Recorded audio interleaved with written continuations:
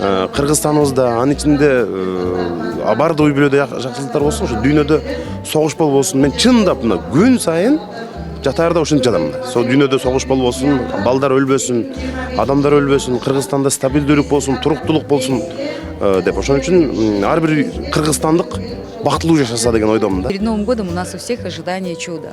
Я тоже, как, наверное, в первую очередь, как гражданин, как человек, как женщина, да, я верю в то, что у Кыргызской республики все самое лучшее впереди, что все у нас будет хорошо. Больше призываю наших граждан посвящать время себе и уделять внимание своему здоровью, здоровью детей, закалять детей, поменьше гаджетов, побольше прогулок в кругу семьи и близких.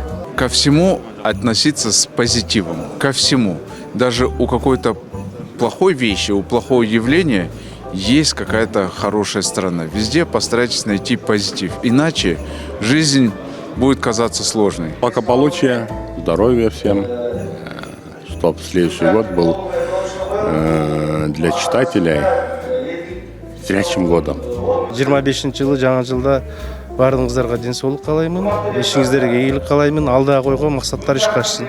Быйылкы жылы кээ бир пландаштырылып, бирок аткарылбай калган жумуштарды келерки 2025 жылы ийгиликтүү аяктап, мындан дагы жалпы мамлекетибиз үчүн, кыргызстандыктарыбыз үчүн жакшы жылдардан болсун деп каалап кетем.